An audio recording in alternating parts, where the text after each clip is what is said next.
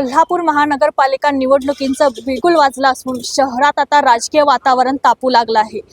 नेत्यांकडून विरोधकांवर हल्लाबोल सुरू झाला असून विरोधकांच्या कमकुवत बाजू शोधून काढून त्यांच्यावर निशाणा साधला जात आहे। एकंदरीतच महानगरपालिकेवर सत्ता आणण्यासाठी सर्वच पक्षांमध्ये रस्सीखेच असल्याचं आता आपल्याला पाहायला मिळत आहे। प्रथमच 4 सदस्यीय प्रभाग रचना जाहीर झाल्याने प्रत्येक प्रभागमध्ये 40 ते 50 इच्छुक आहेत ते रिंगणात असल्याचं चित्र सध्या आपल्याला पाहायला मिळत आहे। आचारसंहिता लागू झाल्यानंतर शिवसेना ठाकरे पक्षाच्या वतीनं मुलाखती घेण्यात आल्या आहेत। त्यासोबतच शिवसेना शिंदे गटाच्या वतीने येत्या 4 दिवसात आहेत ते इच्छुक उमेदवारांची मुलाखती आहेत ते घेतल्या जाणार आहेत।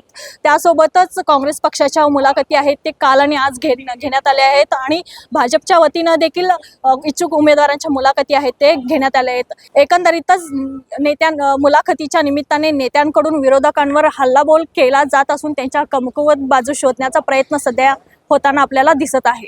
निवडणुकीच्या पार्श्वभूमीवर माजी नगरसेवक व पदाधिकाऱ्यांनी पक्ष बदलले अशा उमेदवारांसाठी नेते विशेष रणनीती आखताना आता सध्या पाहायला मिळत आहेत। यासोबतच सभागृहात येण्यासाठी त्यांना कसं रोखता येईल यासाठी देखील डावपेच आखताना दिसत आहेत।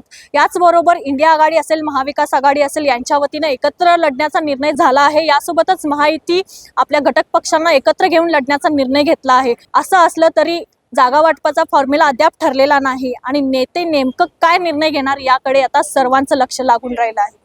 महापालिका निवडणुकीच्या पार्श्वभूमीवर नेत्यांच्या भाषणेबाजीला सुरुवात झाली आहे। सर्वात जास्तीत जास्त जागा कशा निवडून येतील यासाठी रणनीती आखली जात असून तगडे उमेदवार कसे रिंगणात उभे केले जातील याची देखील खबरदारी घेतली जाते।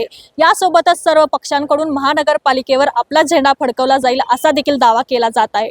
एकंदरीतच महानगरपालिकेची ही निवडणूक रंगात आली असून मतदारांना याचं चांगलंच मनोरंजन होत असल्याचं पाहायला मिळत आहे।